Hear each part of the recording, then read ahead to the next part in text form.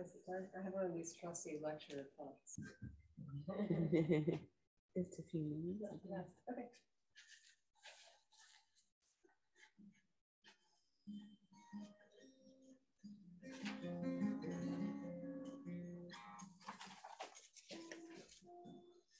Welcome, everybody, to the jointly maintained reading room in downtown Los Angeles.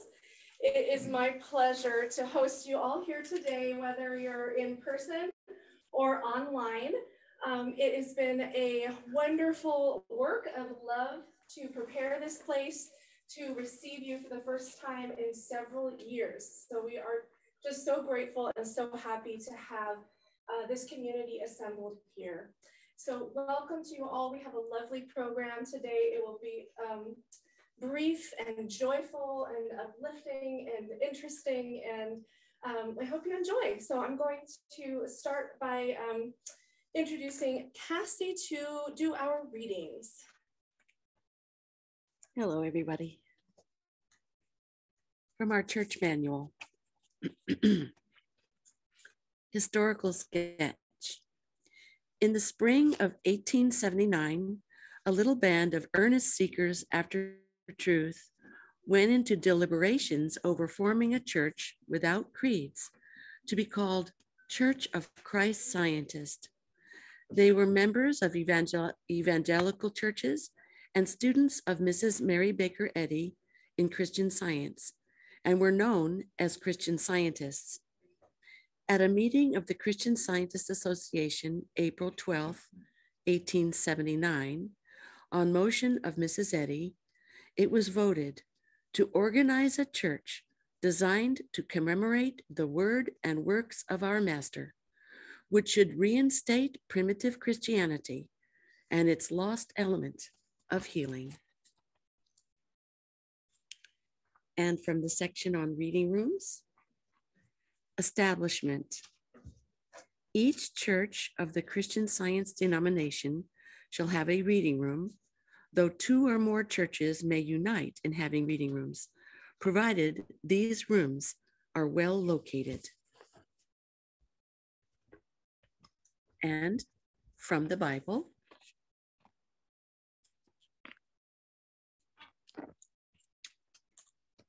First Thessalonians. Prove all things, hold fast that which is good, abstain from all appearance of evil, and the very God of peace sanctify you wholly. And I pray, God, your whole spirit and soul and body be preserved blameless unto the coming of our Lord Jesus Christ. Faithful is he that calleth you.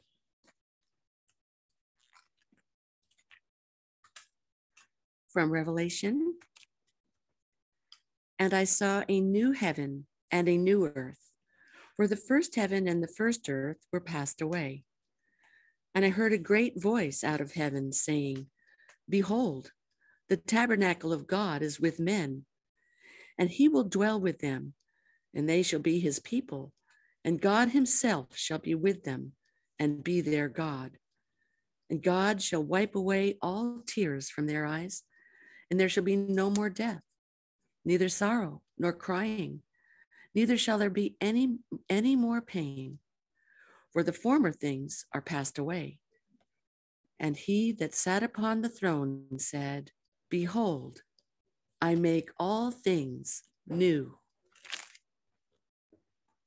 And from our textbook, Science and Health with Key to the Scriptures, by Mary Baker Eddy. When God called the author to proclaim his gospel to this age, there came also the charge to plant and water his vineyard. In the spirit of Christ's charity, as one who hopeth all things, endureth all things, and is joyful to bear consolation to the sorrowing and healing to the sick, she commits these pages to honest seekers for truth. Mary Baker Eddy. So can we have silent prayer? Yes. Followed by the daily prayer? Yes.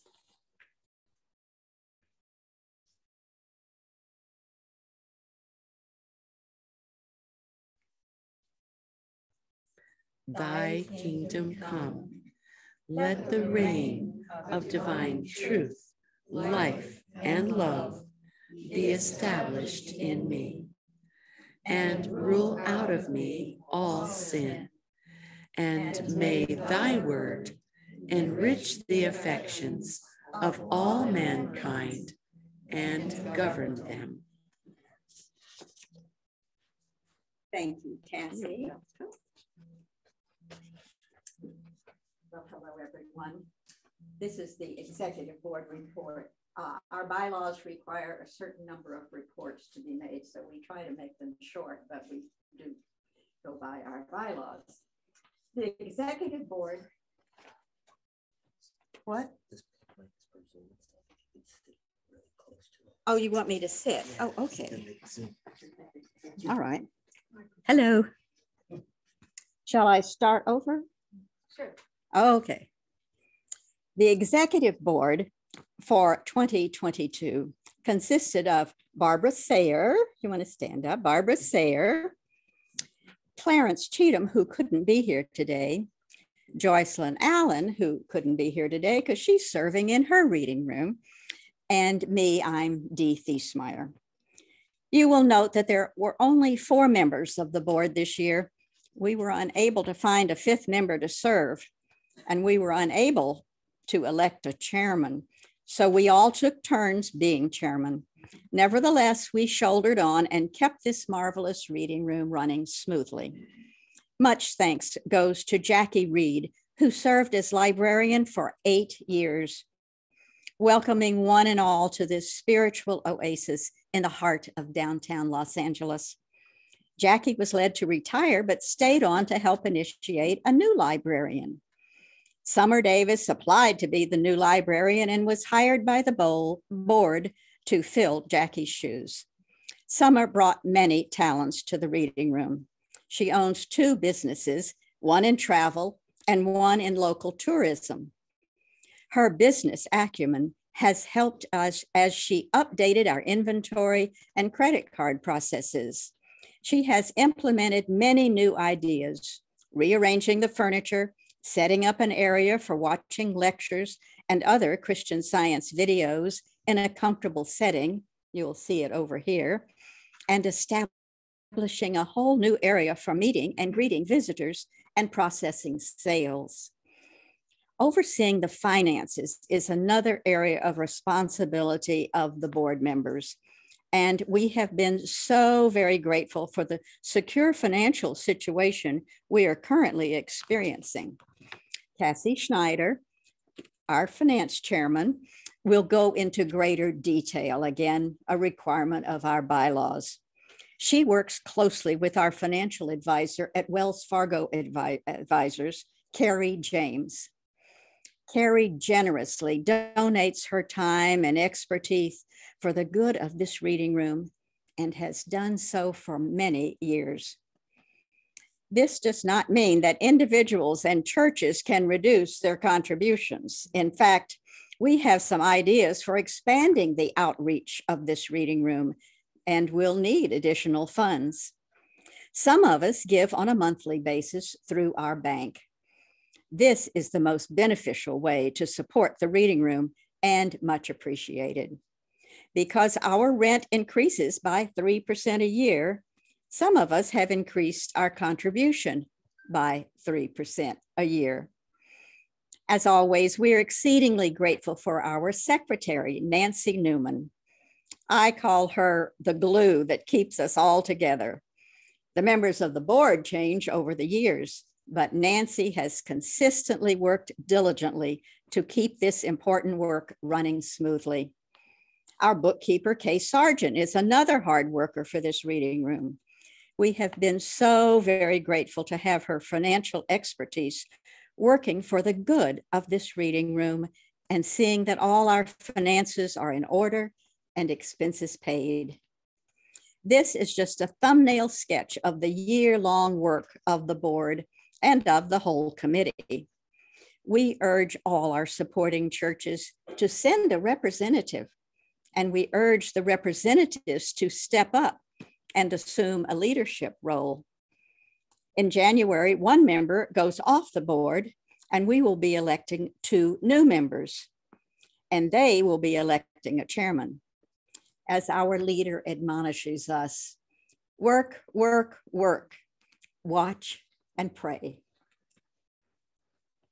So Cassie is going to give us the financial report. This is Cassie Schneider.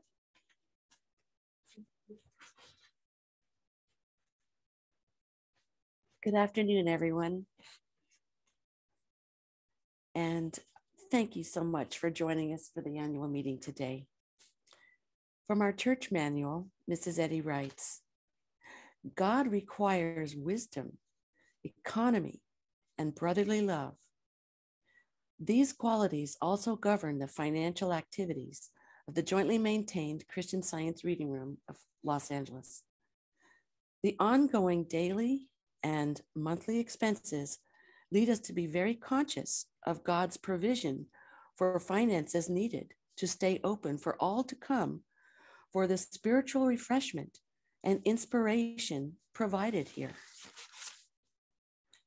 Basic expenses include rent, insurance, salaries, and all the current literature and books from the Mother Church Publishing Society. We are so very grateful for monetary support.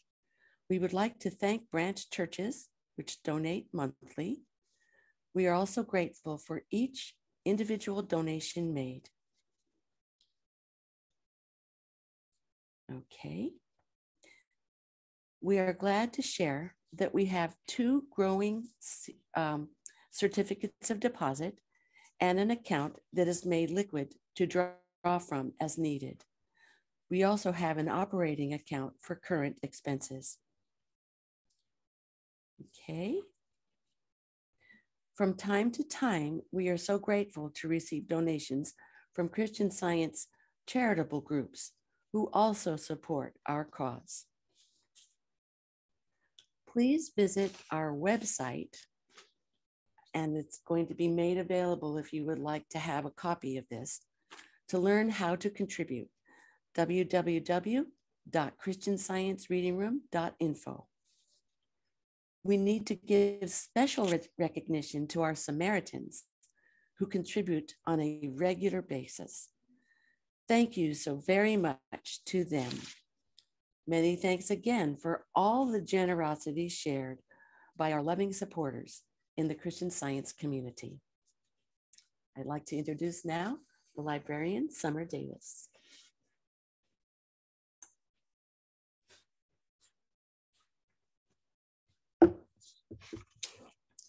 Thank you, Cassie.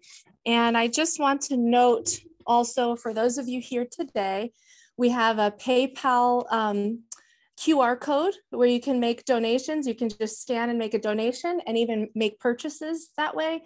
And we also have a handy donation box for anyone who's still carrying cash.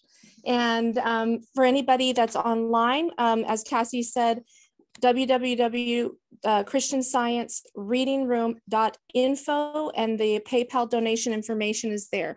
We are so grateful. There's really a lot that goes into preparing just this meeting, and every bit of help is appreciated.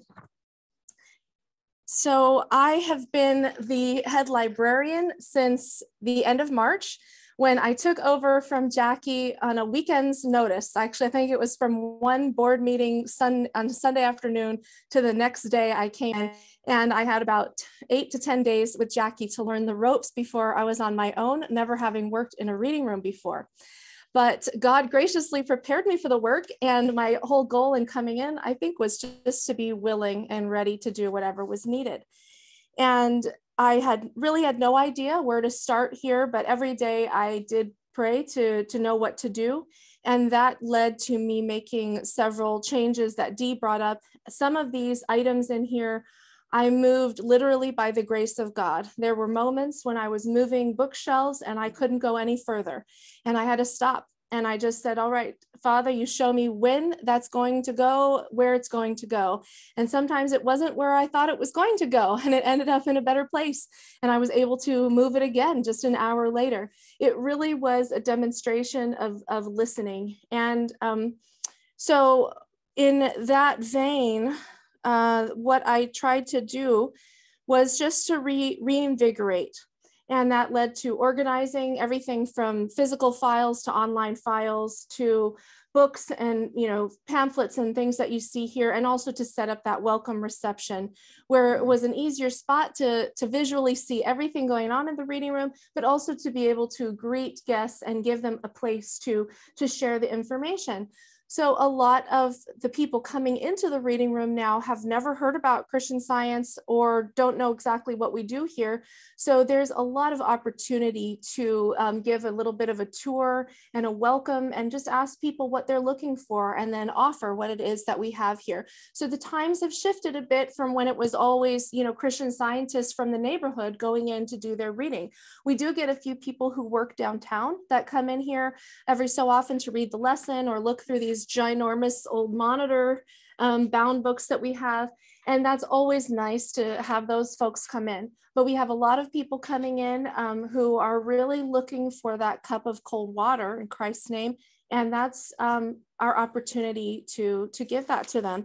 So in wondering how this reading room that seems to struggle with a sense of no foot traffic and a difficult place to be, reach anybody.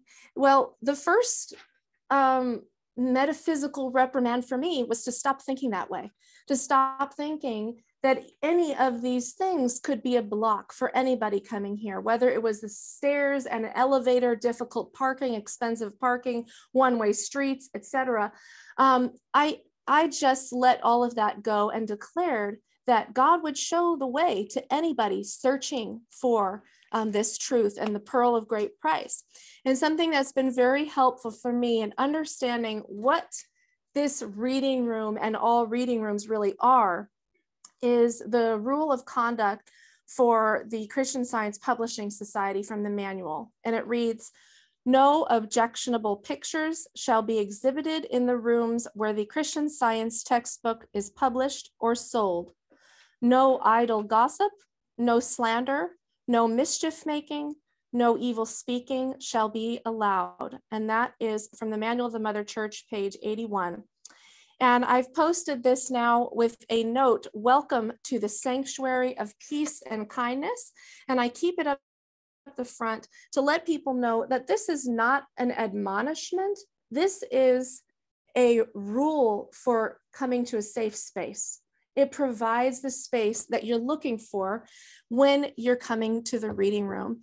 And certainly people are looking for that. When the reading rooms were first established, they were often in towns juxtaposing the bar, and they were a place to get folks to go to read more about God and Christianity instead of drinking away their sorrows at the pub.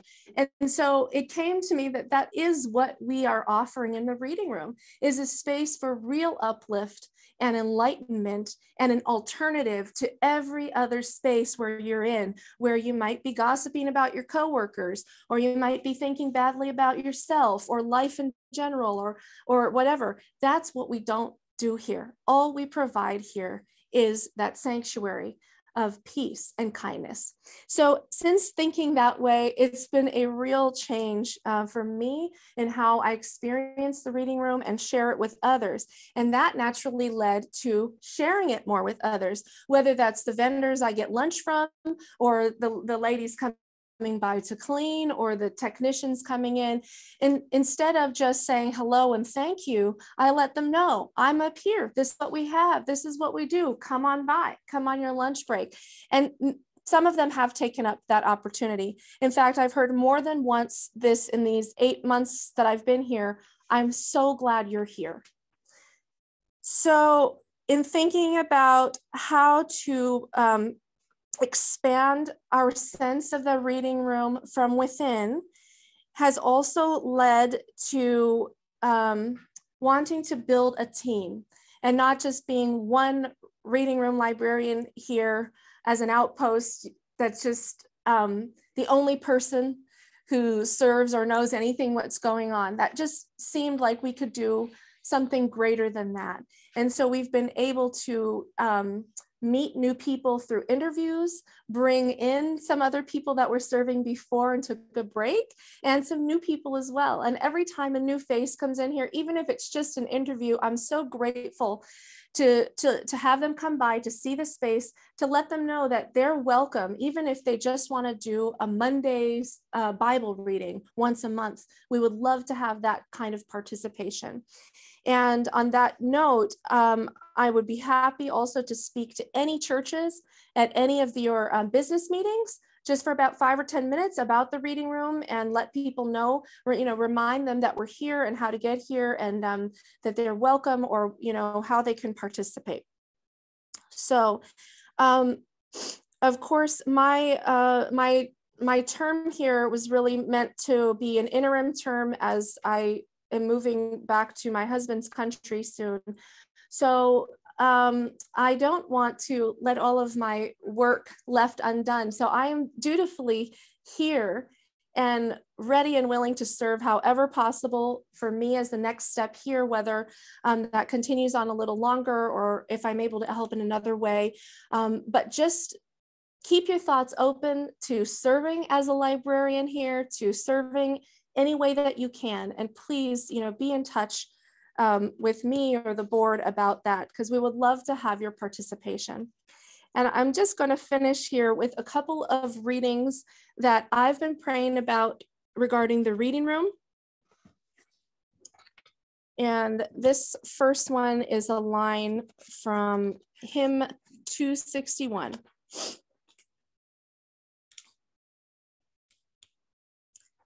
One holy church of God appears through every age and race, unwasted by the lapse of years, unchanged by changing place.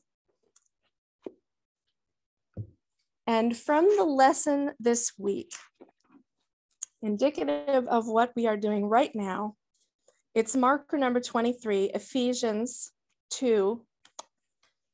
God, who is rich in mercy, for his great love wherewith he loved us, hath raised us up together and made us sit together in heavenly places in Christ Jesus.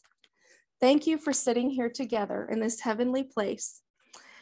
I will now introduce Megan Dunn for a musical performance that she's going to introduce. Thank you, Summer, and thank you, everybody. Yeah, I'm delighted to have been invited, and I'm so grateful, deeply grateful for this is the open doors of the church and a refuge, and I use the reading rooms. It's the first time I've been to this one, but I remember I'm sorry, I have to tune it up a little bit, so I'll do it as I'm talking. I'm sorry, I couldn't hear out there. I guess I wrote a song recently which seems to fit well with the theme. And it's based on my own experience, but it's also templated on my favorite testimony, I think, ever from the periodicals, which I know says a lot, but I've listened to it a lot and I really love it. And I would say that maps onto the Jacob and Esau story really well, having to do with, Jacob was going to see a very heated situation, meeting his brother after many years. And after wrestling with his own conscience, with the angel, with God, discovers his own innocence and life preserved, and then sees conflict dissolve on the heels of that when he goes to see him the next day. And so this testimony is from a chat about healing the trauma of war and combat and afterward. And this one individual I thought had such metaphysical clarity about what he described. About his own wrestling. And what I thought was so particularly wonderful about it initially too, when I first listened to it, is that we would have been, if we were in the same era, we would have been, I think, on totally, diametrically opposite sides in response to a national crisis. I never would have joined the military. 9/11 was my era. It was like a couple days before I started college. And he felt a sense of duty I don't know if he was drafted, but he felt a sense of duty to serve his country. But he also believed himself to be a child of God, and believed. And I love the childlike admission and expectation here that he said that he believed that he would not have to face combat till the moment he got or any violent situation till the moment he got in the plane and the doors closed behind him. And so then he describes being on a red alert all night, where he's in one of those situations where violence is imminent and a shot never got fired, but they were waiting for an enemy attack and he's staring down the barrel of his gun all night. And that was a Jacob experience. And he said that he realized that he needed to stop condemning himself for being there in the first place. And the outward, and I think that speaks to, where the light is, where otherwise there's heat, where there's reactions back and forth. His inward story was exactly the same as mine. I went to political extremism, which came with a lot of things that I did not, that I expected. I had the wisdom and, and the conscientiousness to be delivered from, and I wasn't. This Paul's, the things that I wouldn't do, I don't, the things I wouldn't do that I do. And so it's just, I think, so beautiful. He realizes that he needed to overcome self-condemnation and that God was still teaching him and he was still learning and he had never failed God and God had never failed him. And then even more beautiful on the heels of realizing his own innocence. He said it was the easiest thing in the world to do, to forgive, the theoretical but not theoretical soldier on the other side staring down the barrel of his gun. It was the easiest thing to do, to forgive him, because he was no more to blame for being in his position than he was for being in his. And then from a spiritual vantage point, they were both God's ideas serving him, which on a material level cannot be seen. And so, so you could say, don't worry, there's going to be nothing uncomfortable what I'm going to sing, but you could say in part that this is kind of like my processing stories that might file under the Me Too movement, but it's about, my journey with God, which is what it all is. It's called You Never Abandoned Me, and I'm singing to God, just so it's clear. I'm not keeping you a secret. I can't afford to anymore. 'Cause I know that you know who I am. I wanna know to know who I am.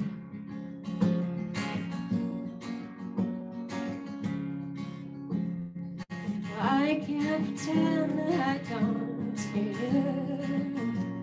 It's only you and me. 'Cause I know that the truth shows eventually.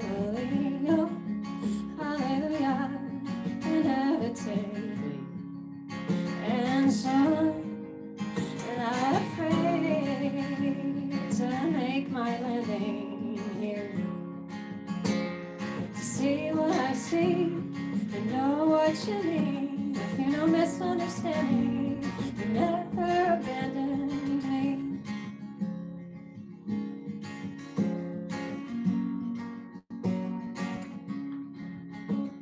Sometimes my friends, they ask me questions, and they know the answers to.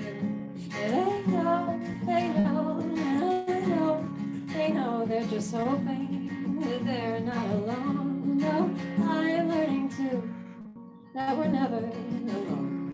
So I stay singing, and not afraid to make my landing here. To see what I see, I know what you mean. I fear no misunderstanding. You've never abandoned me.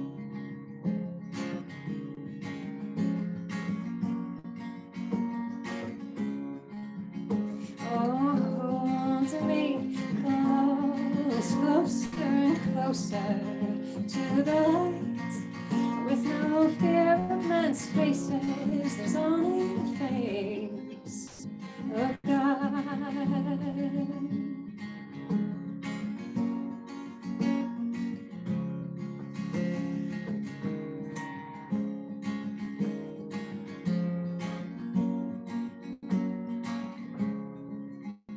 Oh, we can't let the past pile up upon us when you're doing something new.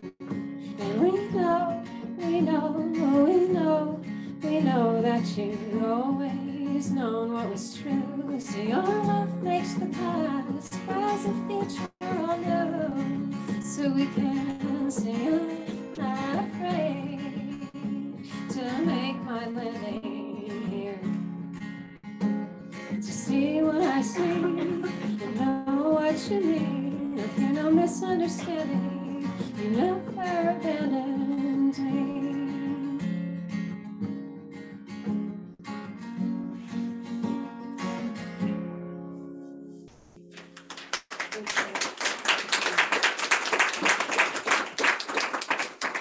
Thank you so much, Megan.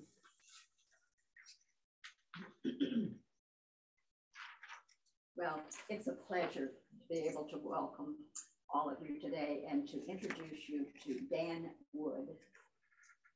He's going to talk about his experiences working for the Christian Science Monitor. Sorry, just the microphone. Oh, I isn't gonna pick forget. up. Yeah. I forget. For the people Oh. online, there are dozens of people. So Oh, I'm so glad. I'm so sorry. I'm grateful that there's so many people online. Well, what I was about to say was that I'm going to introduce to you Dan Wood, you will be able to hear of his experiences working for the Christian Science Monitor for 1 month shy of 40 years. wow. Right. Wow. He joined the Boston office in October 1976 as a copy kid. That's what they call them, a copy kid. And he moved on to be the assistant editor of the weekly international edition, to magazine writer and travel writer, and then out here to the West Coast as features editor. Here he became the Monitor's television writer, and then a general correspondent writing on topics ranging from education to politics, government, sports, and the environment. Most impressively, he has won 3 National Journalism Awards. We have them over here. The New England Associated Press Award for a series about peacekeepers, a Genesis Award for raising awareness of animal issues. And in 2007, and this is my favorite, he won a first place award from the National Press Club in Washington, D.C. for humor writing. Does that surprise you? No, it doesn't, if you know Dan. He left the Monitor in 2016, but has kept busy here in the Los Angeles area by serving on the board of Broadview, serving on the board of this jointly maintained reading room, and he was chairman for 3 years. And he is on the executive board of 36 Church, where he has also served as first reader. The title of Dan's talk today is The Christian Science Monitor, Providing Light, Not Heat. So Dan,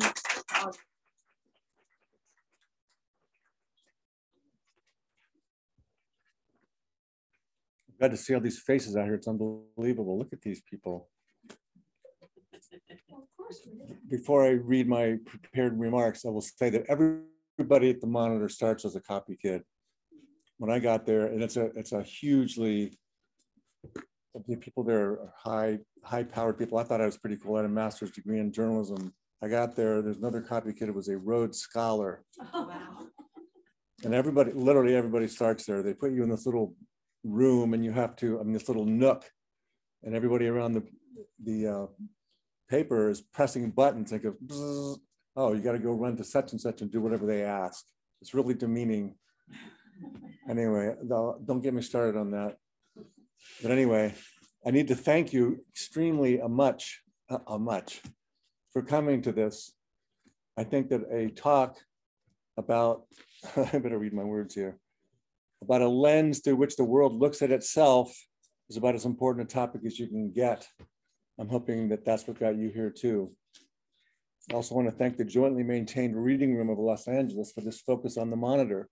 Thank you for thinking this up, Dee. I always felt that many Christian Scientists don't really understand the place of the Monitor and everything. You understand the Journal, the Sentinel, the Herald, the Monitor, not so much. Anyway, so here I go. This theme is very simple, and the fact that it's simple is part of my theme. The Christian Science Monitor is a global daily newspaper which was created, quote, to injure no man, but to bless all mankind. Those are Mrs. Eddy's words herself. That's really it. I'll go home now. But over the years, I've come up with 3 other phrases that I think help do what Mrs. Eddy envisioned. Here they are. You said it. Provide light, not heat. Open a reader's mind rather than make it up for him or her. Spotlight principle, ideas and substance over personality. Each of those points could be a full talk or a book chapter or a full college course. It might be just what is needed in this new era of misinformation and social media. We don't have time for that, but just considering the points consciously as something to know about as you digest your daily onslaught of information might provide somewhat of an antidote, just holding these ideas in mind. So I'm going to read them again. Provide light, not heat. Open a reader's mind rather than make it up for him or her. And spotlight principle, ideas and substance over personality. Rather than blather on abstractly about what all this could mean, I'm going to tell you a story of just one reporter on just one assignment, me, with the hopes that it is an example of how Monitor reporters approach their stories. This story comes from a 2007 trip to write a 3-part series for the paper, chronicling the aftermath of the tsunami which hit Indonesia. So full disclosure, this talk includes a lot of me saying, I did this, I did that, I did this. But please bear with me. I promise it all folds back into a commentary about the paper itself. So before I come back to my talking points, I need you to indulge me for a few minutes while I describe this brief scenario. It has more details than any story I wrote for the paper over 40 years. So I hope you don't feel it's over the top. The sheer quantity in this case may help make one of my big points more clearly. So here goes. I awoke in a thundering rainstorm at 4 a.m. Water was pouring down the inside wall of a rural suburban farmhouse loft where I lay on a bare mattress, lathered uncomfortably in mosquito repellent, head to toe. The house was rumbling and swaying back and forth from several severe aftershocks, earthquake aftershocks. Just outside this farmhouse, a rutted dirt road was filled with rushing water. Electricity was out. The owners of this farmhouse had been crying for hours. With fresh news of the loss of several family members and the destruction of their own main home just a few kilometers away. They didn't speak English, but their daughter, a fundamentalist Muslim, did. And it was clear she didn't like the idea of an American journalist sleeping on their property. In another 2 hours, I would be hydroplaning down that rutted road in a van, slicing bumper deep water in thick mud. I would be headed through corpse-lined streets, past freshly buried mass graves, to an area that appeared to me about as big as the San Fernando Valley, with all but a tiny number of structures completely washed away or resting in piles of rubble. This devastation was way more extensive than it looked like on TV before I got there, and that to me was one of the main points of this. The way things look on TV, they sort of minimizes everything. It really was that big. Think how big the San Fernando Valley is. Maps were useless as there were no street signs. Many streets were impassable. The perimeter streets in areas not hit by the tsunami would be nearly unusable, jammed with 3 times the normal traffic and clogged by giant convoys of aid trucks. Newspaper boys were hawking newspapers. That's what newspaper boys do, by the way. With headlines warning of cholera, tetanus, malaria, and measles. The sun cooked the area to a nifty 101 degrees in the shade. On every major street corner and riding in open back trucks were thousands of Indonesian military troops dressed in camouflage fatigues, 35,000 to be exact, and they were carrying automatic rifles. They and nearly everyone else would be wearing face masks to protect them from the foul stench in the air and the fear of airborne disease. In the jungle hills just kilometers away were machine gun toting rebels who had been fighting the Indonesian military for 3 decades. These were separatists, and he had just survived an offensive in which the government troops had vowed to exterminate every last one of them. Some gun skirmishes have been reported in recent days. I knew nothing about this whole thing before I got there. Anybody ever hear about this? I've never heard about it since either. She's heard about it. Also in the hills were untold thousands of homeless, eking out a life day to day in makeshift camps. They were fearful of returning to the coastal flats for concern of more tsunami waves, the ghosts of the dead, 125,000 just in that area, and counting, because they were still searching for loved ones washed into the canopy of trees by the tsunami. I'm going to get choked up as I go through this, sorry. And there were also strict warnings of stepping in any standing water or drinking any or eating any local food. This list is going on, isn't it? The government was beginning to crack down on both journalists and aid workers, declaring restrictions to movement and announcing deadlines for exiting the country. Had also been warned not to set foot in certain areas of the province because of roving gangs on the lookout for Australian and American journalists. So it's a good thing I don't look American. I only got a few giggles. So stirring on my mattress in the dark, a conversation was happening in my head that might be comical if it weren't so true. What am I doing here? Why did I come here? How did I get into this? My 3-decade career was racing through my mind. Got another giggle. Ultimately, I recalled I was here because nearly 100 years before that, a New England born and raised woman in her 90th year decided it would be a good idea to create a world newspaper that would try to describe clearly to readers everywhere what is going on in their world, not just in New England or America, but around the world. Okay, so now that I've given you that big buildup, hold on to that scene from Indonesia, and which I will revisit after I digress a bit to talk about the paper. I know it seems like sort of a cheap shot, but if I don't get back to the important stuff, we miss the entire point of the afternoon. So I'd signed up for this idea of monitor journalism in 1976. Excuse me. I realized only dimly then, but more clearly now, that the newspaper that Mrs. Eddy created was an essential part of a church mission to commemorate the word and works of our master, which should reinstate primitive Christianity and its lost element of healing. Mrs. Eddy had already spent 3 decades forming and building a church based on a textbook of spiritual healing. The church already produced regular weekly and monthly periodicals discussing healing in detail. So why a newspaper to top it off? There are lots of standard answers to this, and a lot of you may know them, but I just want to revisit a couple. Mrs. Eddy had herself been attacked by a famous newspaper, which had tried to bring her down through a series of articles that were based on fabrications. That was the standard practice by hundreds of newspapers of the era known as yellow journalism. Ways to distort truth to sell newspapers. What a concept. I'm so glad we're past that by now. The events that preceded the founding of the Monitor are considered the very origin of the term yellow journalism. Somebody was speaking about yellow here earlier. Oh, so it's the Monitor's colors now. There you go. I've always been a Monitor blazer. So this episode was the beginning of yellow journalism, so another first for Christian Science. Picking up on several points in a 7-part series in McClure's magazine that had relied on detractors of Christian Science, the New York World, then owned by Joseph Pulitzer, sent 3 reporters up to Mrs. Eddy's home in New Hampshire. They wrote several front-page articles about Mrs. Eddy, claiming that she was senile, decrepit, and dying of some deadly disease, probably cancer. I lost myself. Their articles said that she was a puppet and a prisoner of her own household staff who were allegedly squandering her money.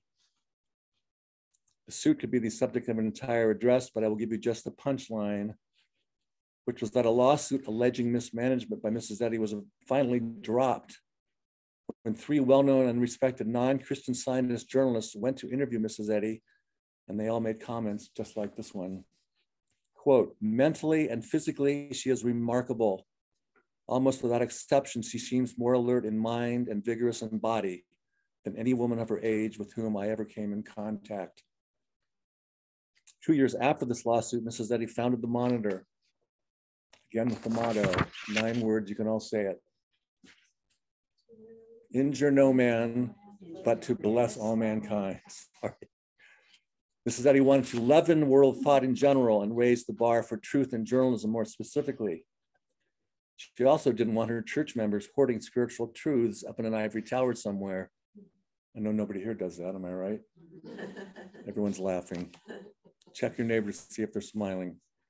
But instead, to be grounded and out meeting challenges in the real world. She also held a fundamental notion about sin, that it should be exposed at every turn. She said in one of her writings, Ways That Are Vain, it was the very method of error to ask to be let alone. This mistaken way, she wrote, of hiding sin in order to maintain harmony has licensed evil, allowing it first to smolder and then break out in devouring flames. Stephen Gottschalk, in his book, The Emergence of Christian Science in American Religious Life, tells this story that I think is key.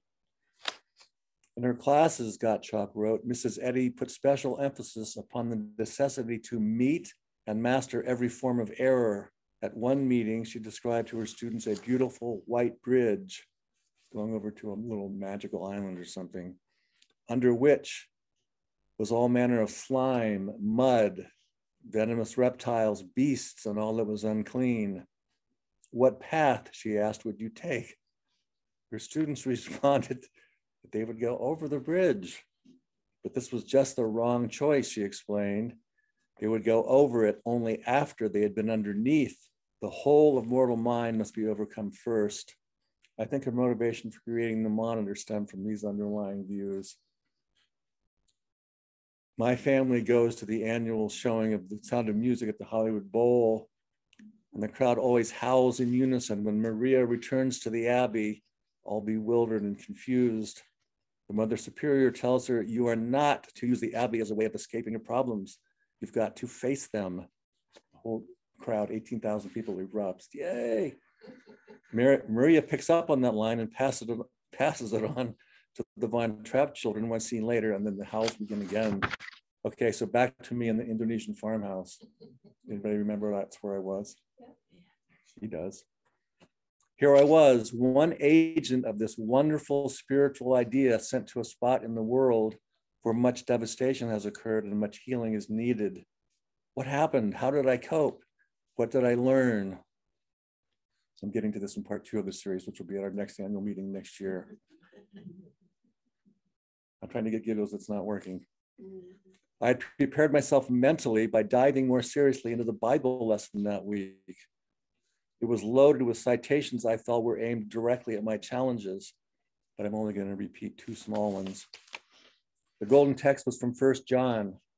It is the Spirit which beareth witness, because the Spirit is truth. And one other one. Truth has a healing effect, even when not fully understood. Truth is affirmative and confers harmony. All metaphysical logic is inspired by the simple rule. Okay, here comes another digression into the me part. Again, don't worry, I'll be coming back to the Monitor. You can be sure that every other Monitor reporter has their own version of being bolstered by the privilege of working for this idea.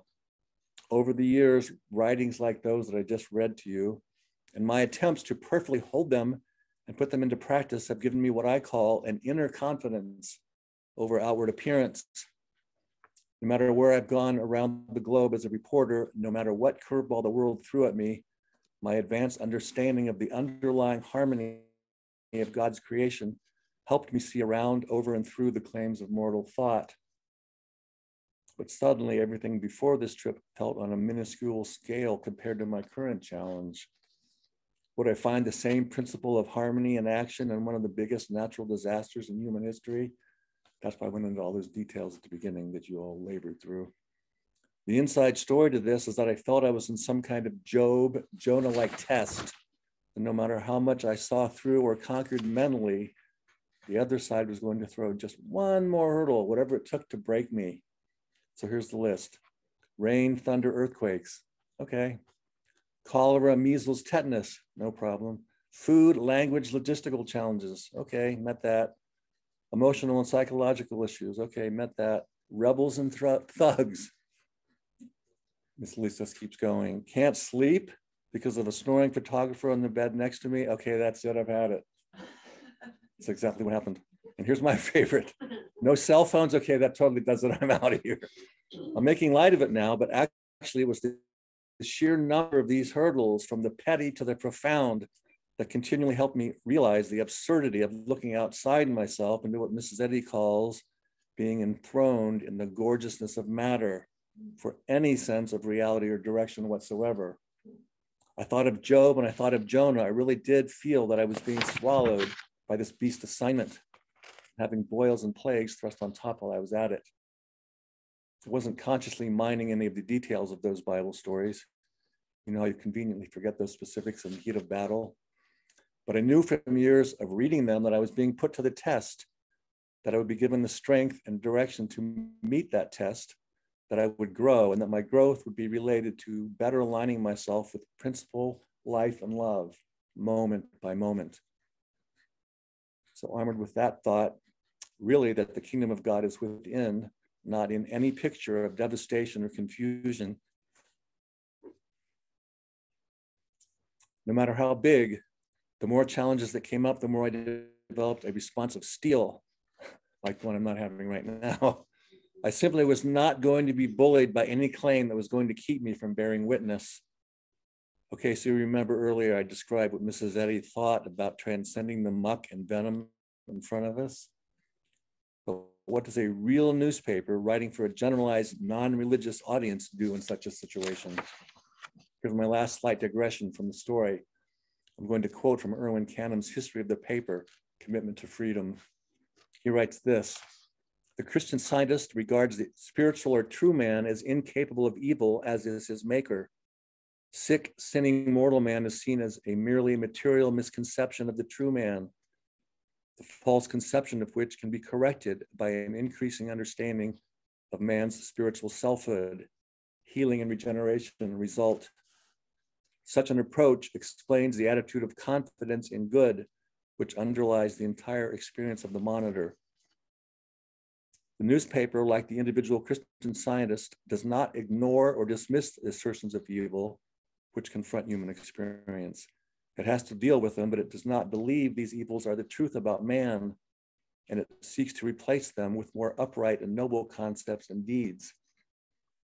Canham goes on to use two more phrases: a reformative approach to human affairs rather than alarmist, and a purpose to contribute to the regeneration of all mankind.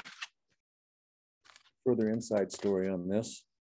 I keep saying that because this is all stuff you don't necessarily admit in public.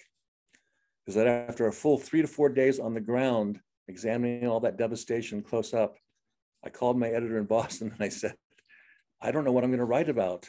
99% of what I'm seeing I can't mention in the monitor. I've covered several disasters over the years, so it's important to note that it's standard operating procedure to have one person away from the site of damage while one person is inside it, so to speak, because the person on the ground almost always loses perspective because he has nothing but the sense details surrounding him. So my editor wrote back with the story of Elijah, and probably 9/10 of you could probably repeat this verbatim. And behold, the Lord passed by, and a great and strong wind rent the mountains. Sorry, I'm choking up again because I remember when I first read this. And break in pieces the rocks before the Lord, but the Lord was not in the wind, and after the wind, an earthquake.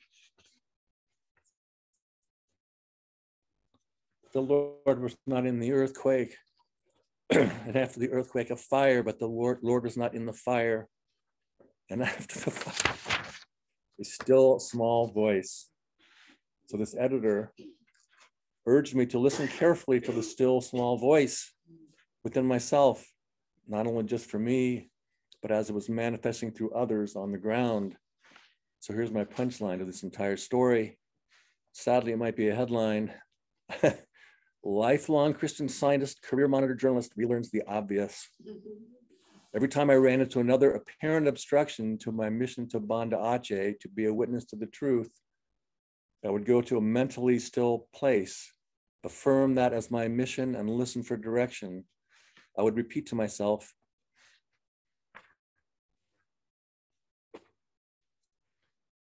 excuse me, I'm not here to alarm or exploit or be alarmed or exploited, but to bear witness to the truth.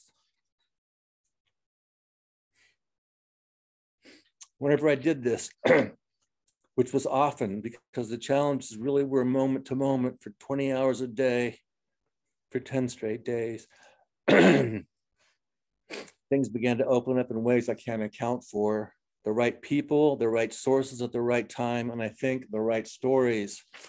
I think a lot of that comes simply from not being reactive and being able to respond to what is right in front of you. Sometimes when you're agitated and constricted, you literally can't see it. Over the years, I've learned that the right thing appears not as a result of divine intervention, but out of my ability to calm down and just to see his work is already done. It's our job to see it. It's always right in front of us. Excuse me. We decided to focus heavily on aid efforts that were going on because that is the monitor's regenerative, constructive, affirmative approach. It's not that the details of destruction aren't there, but they're in the background, taking a back seat to the unfolding creative story, which is people coming to the rescue. Readers around the globe need to understand and see both clearly to make informed decisions for themselves about such issues as the political situation in that area and the progress and the needs of the aid organizations from around the world. On the reporter side, it wasn't until I started listening to that still small voice and look for it, the ways it was manifesting, that I began to see them. It was still very, very early after the wave hit, and several journalists had told me glibly, it's too early to write the rebuilding story. That won't be happening for another 6 months to a year. But I began to look for the creative ways that people were dealing with their challenges.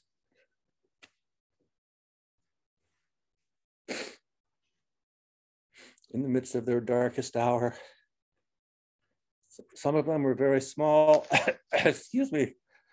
An imam who had built a wooden platform inside his tent in a refugee camp using scrap wood. Technically, these are called IDP camps for internally displaced people. Another man did the same thing, using only rocks to pound the nails he had found.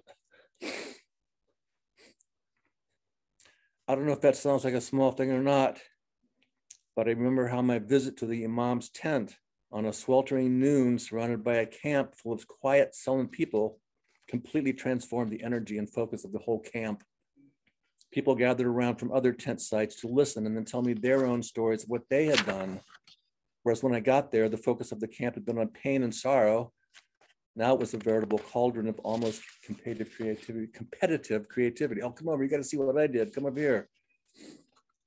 It also became clear to me that people all over Banda Aceh were engaged nearly full time in doing what I had done on the plane on the way over, trying to go within, listen to stillness for direction, get a clearer understanding of God, and act from inner direction, not outer reactivity. The activity of prayer was in fact all that was holding all these communities together. We have nothing to do but pray, said this different imam. Understanding our relationship to God is all that we have before us. That's a direct quote I actually used in my story. As a very clear result, I could see a new kind of community emerging and dozens of new relationships building trust and love. One grandmother told me she had lost her own daughter, but gained her granddaughter as a new child. Friends were moving in with new friends. Uncles were adopting nephews. Families were being forged on the spot. From necessity, mutual support and love. People were taking care of each other. There was an amazing human scale that I envy in a deep way, because I feel it's absent in many of the neighborhoods I see in Los Angeles with everyone locked behind their doors and gates. The children were the most amazing of all. In one camp, a boy told me that all he saw was joy and love all around. He and his friends had constructed a swing set out of found rope fragments and wood that had been washed inland from the sea, and you could hear as many cheers and laughter as at any schoolyard. A standard comment I heard in nearly every interview was a repeat of a quote I used in the opening of my first Monitor story. This is the quote. Don't cry. You can tell the world that we Achinese know the difference between what is eternal and what is temporal. Let's help you will rebuild. Brought over.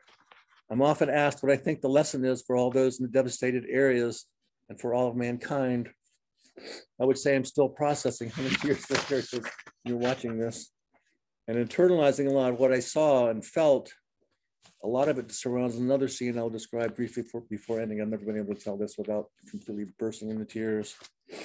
On the first day I was there, people were just beginning to arrive back in devastated areas to check the remains of where they had lived. The roadways were 6 inches deep in mud, and the area looked like a city dump as far as you could see. There was a man standing in the remains of his house. He had salvaged 3 crooked boards about 7 feet long. He had lost 20 relatives and everything he ever knew. This life had been washed away. Excuse me. I said, what are you going to do with the 3 boards? He said, I'm going to start a new life. He had no nails or hammers. He had a shabby bicycle parked in the mud and no way to carry the boards or anywhere to take them because the government hadn't decided how or where new communities could be built. At that very moment, Indonesian troops began lifting several bodies from the rubble of his neighbor next door. Sorry about this. I would fast forward to a comment that probably I should have held at the end, that was given to me by a veteran aid worker who had been parachuting into situations like this for 20 years. He said this: it is us, the aid workers, who are learning from these people, not the other way around. He said the way these people who have lost everything surrender and open their hearts to each other and to life and move forward under impossible conditions. These people show us what humanity is all about.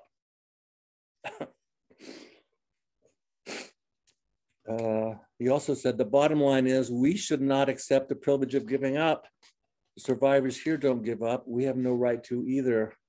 I'm deeply moved by that comment from someone with decades of experience in doing this. And I was completely taken by the strength, courage, openness, love, and surrender of the people I met everywhere without exception.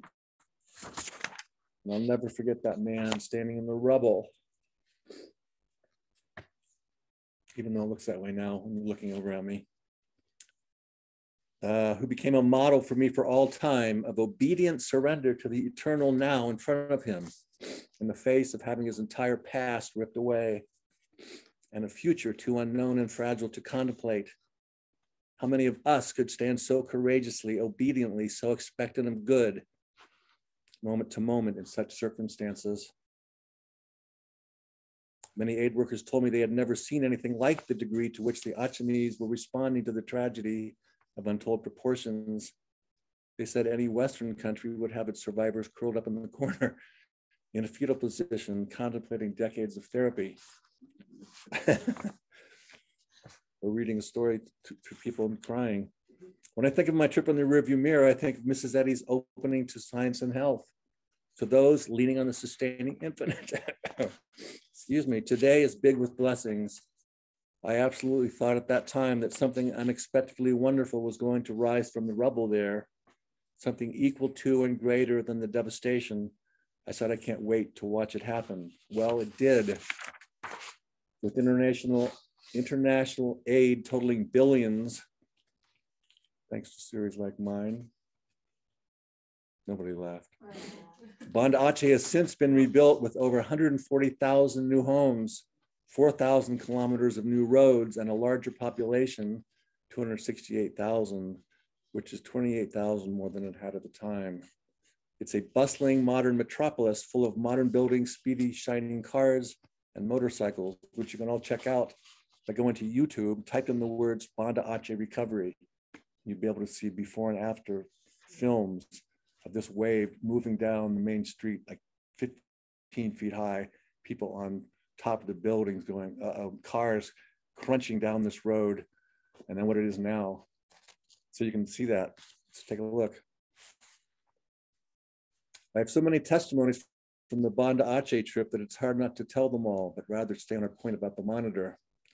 I hope you can all see this as just, take this as just the story of one monitor journalist slugging it out in the trenches day after day, helping me to understand, as it tries to do for its readers, the intersection of oneself and the world, daily life, and with one's own spiritual growth. I think the monitor plays a huge role in how our church members, how members and non-members should grow spiritually in the world while contributing to it. I think the newspaper is about the church playing its own role of citizenship collectively as a public service. And I think it's about how each reader can enhance his own spiritual growth as well as experience of being in the world by becoming more aware of the world's activities, foibles, triumphs, and challenges. By daily considering a wider and higher, less limited view of him or herself as not just an American or an Egyptian or fill in the blank, or a white person from Palo Alto with X number of concerns on whatever locale. I have an entire separate talk which wraps around this thing, which you're not going to be able to see. I don't know if you can put this on this thing or not. This is a famous New Yorker cover called A New Yorker's View of the World. Some people are immediately knowing what this is. You might have to Google this and then go look at it. This is what happens when you don't get the Christian Science Monitor in your mailbox. You become myopic. The world out there is just like this. The United States is just a square. It's got one little, something in the distance. Mexico to the left, Canada to the right, Asia, China, Russia in the background, Pacific Ocean. Who cares? Whatever. We're here. It's very, centric.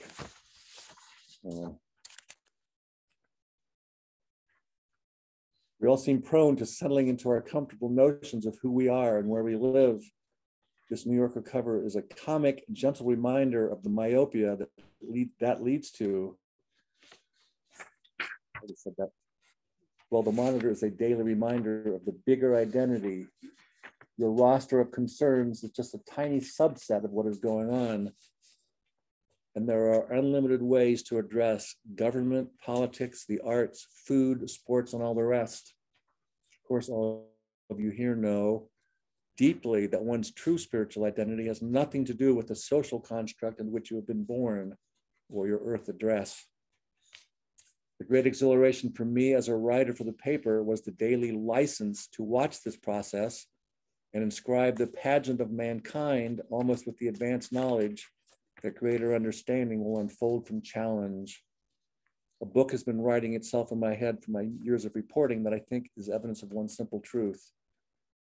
When people see a situation clearly, really clearly, without vested interest, no small matter in today's age, the truth of a situation becomes apparent and healing occurs, not because something was disastrously wrong and a whole bunch of people pleaded with a divine entity to make it right, but rather that a community, often through crisis or extenuating circumstances, is jarred out of a complacency and a limited way of thinking to see a clearer picture and then spontaneously act accordingly. For you to hear my story and for me to have gone there to witness it, I'm hoping we're both jarred out of a limited way of thinking about who we are and what man is and can be. I know I'm changed by what I saw and reported from Banda Aceh. I hope you are. By being here, you have widened the circle of the Spirit, which beareth witness because the Spirit is truth. I need to end on one last thing. This was the book we studied when I was in graduate school called The Elite Press. And the Monitor is in here as number 15. This is of world newspapers. And in this thing, I'm going to read this last quote. This is sort of a summation of what I just told you. And I need my glasses. The Monitor does not leave out news because it is unpleasant, nor seek to throw a rosy glow over a world that is often far from rosy. To describe the Monitor as a clean newspaper is correct, but incomplete. It also strives to expose whatever needs to be uncovered in order to be removed or remedied. It seeks to put the news in a sound perspective, giving greatest emphasis to what is important and reducing the merely sensational to its place in the accurate system of values. That's from Erwin Canham again. And that was what's used in this book, The Elite Press, of which the Monitor was like the top 10. They were taught the Christian Science Monitor is like a V1 to emulate. So you're in the right place, folks. And that's all I'm saying. Do I have to, I'm supposed to introduce somebody to do something. I forgot what. No, that's fine. Oh, that's it. Sorry. Okay. Sorry. I think Megan was going to. I think that, yeah, I guess we're supposed to sing a hymn together. Oh, sing a hymn. Yeah. Okay. Yeah.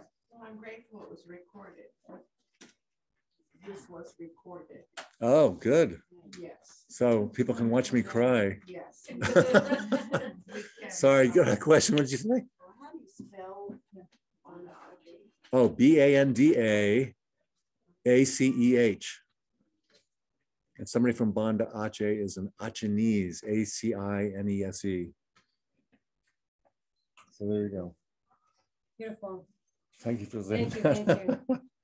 So, yeah, I thought we would do, I don't, oh Lord, I would delight in thee, and on thy care depend. Do you know the words? Is it, I know the words well enough. Oh, okay, okay. Well, when all material streams are dried, thy fullness is the same. And we can make a swing out of 3 boards and have a great time.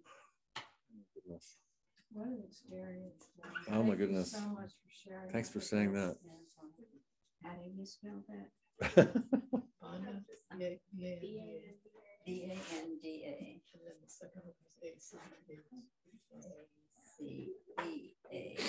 224, right? Yeah. That sounds right. I think It's in alphabetical order mostly. Yeah, Took me a long time to realize that, but I don't know. If everybody can just share amongst you, that would be great.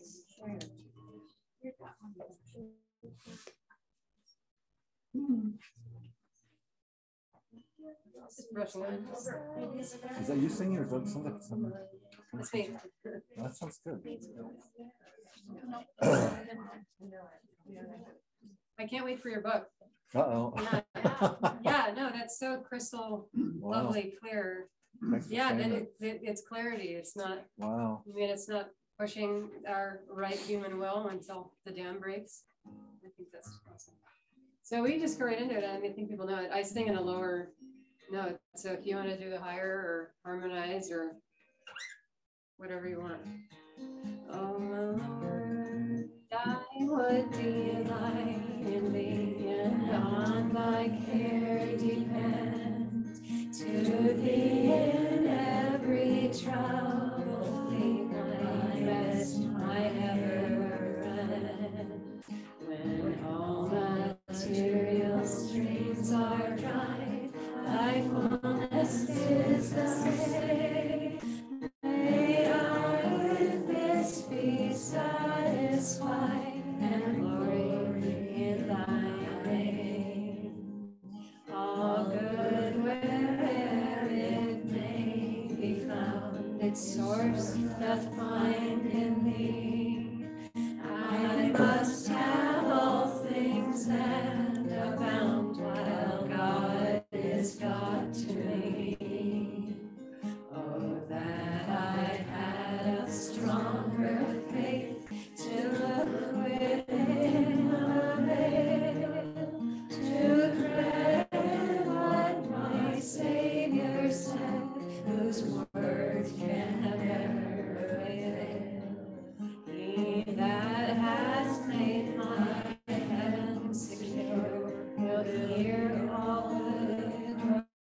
provide.